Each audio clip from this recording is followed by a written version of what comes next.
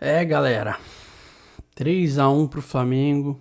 O Vasco, em determinado momento, até por boa parte do jogo, foi melhor em campo. Mas é aquilo, não soube aproveitar as chances que criou. Criou mais do que o Flamengo, só que não foi efetivo. O rival teve poucas chances e foi efetivo. E como a gente sempre fala, a bola pune.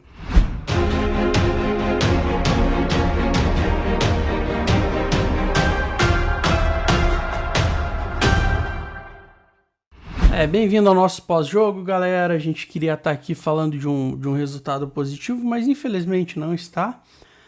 Antes de mais nada, eu vou falar pra vocês. Claro, óbvio, eu tô puto com a derrota, porque é pro rival e tudo mais. Só que como eu falei no último pós-jogo, o jogo contra o ABC era mais importante. A desclassificação da Copa do Brasil, ao meu ver, foi pior e mais desastrosa do que a eliminação no Carioca. Até porque a gente sabe que já sabia desde o começo da temporada que o Carioca ia ser um campeonato assim pra gente tirar de base o que a gente ia poder analisar do Vasco na temporada, ou provavelmente o Barbieri pensou no Carioca mais como um teste também, por mais que falar, a gente quer ganhar, obviamente o treinador não vai falar que não, né? Claro que se viesse um título ia ser muito bem-vindo para todo mundo, mas a gente sabia desde o começo que o Carioca provavelmente ia ser um teste, tanto que o Vasco no começo do campeonato abdicou de jogar os primeiros jogos com o time principal para botar o Sub-20. Enfim, não foi nada catastrófico, né, o Vasco ter saído do Carioca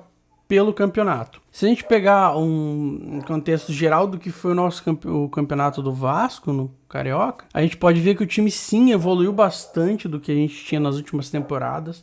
A gente já é um time que tem uma identidade, né? Tem um padrão de jogo se formando. Faz muito tempo que a gente não viu o Vasco com um padrão definido de jogo, né? E isso é bom. A gente sabia desde o começo que ia ser um processo, que o Vasco não ia começar ganhando tudo, né? É um processo gradativo. O Flamengo, por mais que esteja numa má fase, tem jogadores muito fortes que decidem jogo quando precisa, que é o caso do Pedro, por exemplo. A diferença, o Vasco criou bem mais chances com perigo de gol real do que o Flamengo.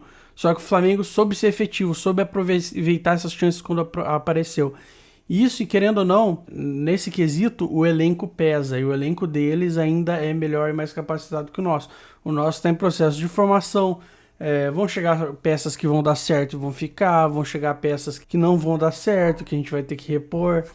E é isso. Agora vamos pro jogo. Eu vou evitar tecer críticas individuais para jogadores. A gente já fez isso nas últimas partidas, né? Para mim, o maior problema do Vasco ontem em campo foi coletivo e não individual, por mais que tiveram erros, mas se a gente parar para analisar friamente, nos lances que tomamos gols foram erros de dois jogadores para cima, então é mais um erro coletivo do que a gente querer criticar erros individuais.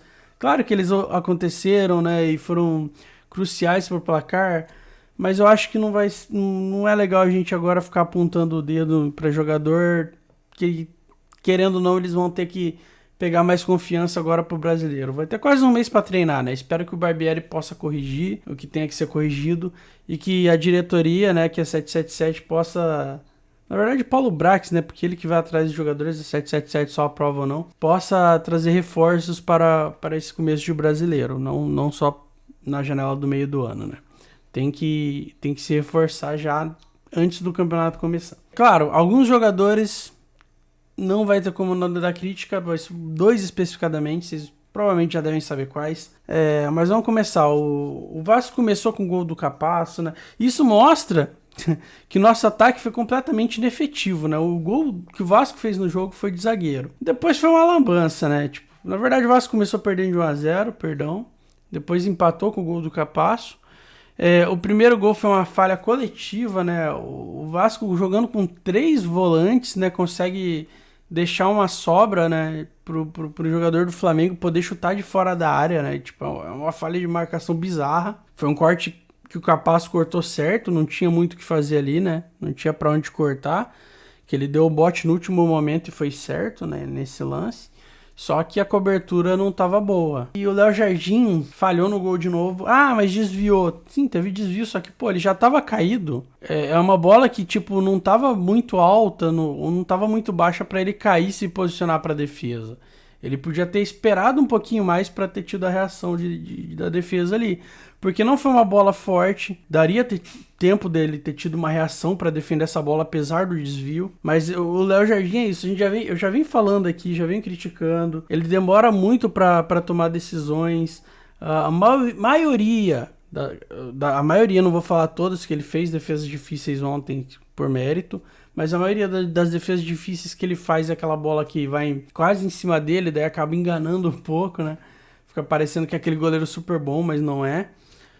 Não tô falando, novamente, não vou falar que o Léo Jardim é ruim. Ele não é um goleiro ruim, mas é um goleiro comum. Ele não é um goleiro bom, não é um goleiro foda. E a gente tem um goleiro melhor no banco, né? Tem que bater nesse ponto. Tem um goleiro melhor que não tá sendo utilizado, não dá pra entender. Ah, se é por contrato? Paciência, se é por contrato, por que pegou emprestado? Pegou emprestado o jogador pra não utilizar, né? O Vasco, quando pegou emprestado, concordou com a cláusula de compra. Tem gente falando aí que na cláusula a compra passa a ser obrigatória se ele jogar um determinado X de jogos, um número X de jogos, por isso que ele não está sendo utilizado. Pô, mas qual é o problema se o cara jogar esse número X de jogos for bem do time comprar? Até porque ele só vai ter uma sequência se ele for bem. Agora não dá para entender, o Léo Jardim tá tendo essa sequência e não tá indo bem. Mas enfim, vamos pro segundo gol do Flamengo. O segundo gol do Flamengo foi um pênalti assim, foi até meio duvidoso. Eu não vou falar que não foi pênalti, foi um lance bem complicado, mas eu acho que sim, o VAR teria que ter sido acionado, o árbitro teria que ter ido pro vídeo conferir, porque em alguns momentos, assim, em alguns ângulos parece que foi fora da área, em alguns outros parece que tocou um comecinho da linha ali, mas é um lance meio duvidoso, né? Começou com uma falha do Rodrigo, né? O Rodrigo que vinha muito bem no jogo, aí falhou individualmente, o Capasso foi cometer o pênalti. É complicado se julgar, igual o Léo disse depois do jogo, julgar um zagueiro por cometer pênalti, né? É ossos do ofício ali da posição. Mas o sistema defensivo do Vasco ali, de novo. E se vocês forem ver, esse contra-ataque que gerou o pênalti do Flamengo veio de um momento do jogo que o Vasco estava tocando, recuando demais a bola, estava tocando muito ali atrás, e isso resultou nesse contra-ataque do Flamengo. O time não estava era um momento que o time tinha mais volume de jogo, o Flamengo estava recuado, mas o Vasco não conseguia penetrar. Isso é um problema criativo, né? O Vasco, querendo ou não, tá precisando de um armador. Jogando com 3 volantes, beleza, em teoria era pra gente ter uma segurança maior na zaga, mas não é o que a gente tá vendo. Porque por mais que crie muitas chances, o Vasco, quando o time precisa impor jogo, acaba pecando na criação. Quando o outro time tá recuado, o Vasco não consegue criar, né? A gente cria bem quando tá aquele jogo de igual para igual, quando o Vasco tá um pouco mais recuado, criando no contra-ataque por causa dos 3 volantes. Mas quando o Vasco precisa de tal ritmo de jogo, a gente não consegue. Isso é falta de um armador, é falta de um meia mais criativo. Agora, o terceiro gol, gente. Antes de eu falar, eu quero que vocês saibam que eu não tô colocando a culpa da derrota em erro de arbitragem. Mas o terceiro gol foi sacanagem da arbitragem. O terceiro gol foi muito errado. Eu vou botar aí pra vocês verem o lance enquanto eu tô falando. O jogador do Flamengo ali cobrou rápido. Beleza cobrar rápido, muita gente faz isso, ok?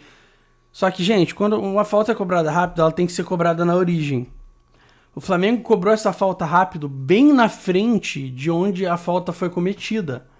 Além de que tinha um jogador do Flamengo caído ali. O juiz tinha que ter parado a partida, tinha que ter mandado voltar a cobrança. Primeiro que tinha um jogador do Flamengo caído.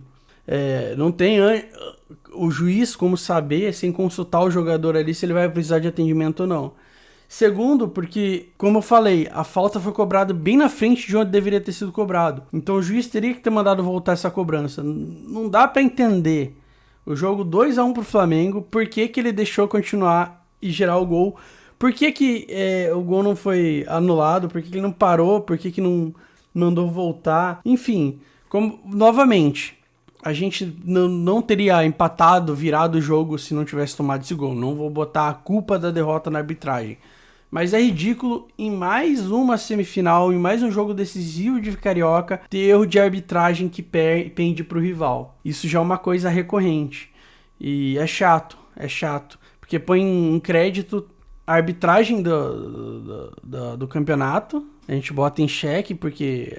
Porra, como é que Vascaíno vai confiar em uma arbitragem que sempre, quando erra, é contra a gente? A gente sabe que o padrão de arbitragem brasileira é ruim, que acontece muito erro, mas por incrível que pareça, em Campeonato Carioca esses erros sempre têm um lado, né? E isso tem que ser mudado. O Vasco já tinha perdido em campo, né? O Vasco foi inefetivo e, como eu falei, o time que foi mais efetivo ganhou, por mais que não tenha jogado melhor, foi mais efetivo e soube aproveitar as chances que teve e não precisava de uma ajuda de arbitragem para que isso acontecesse, né? É isso aí, galera. Eu espero... A gente vai se ver de novo agora no pós-jogo, depois do jogo contra o Atlético Mineiro, que é a nossa estreia no Brasileiro. Pedreira já, o Vasco começou com uma tabela bem complicada. E eu espero que o Vasco faça uma campanha digna no Campeonato Brasileiro.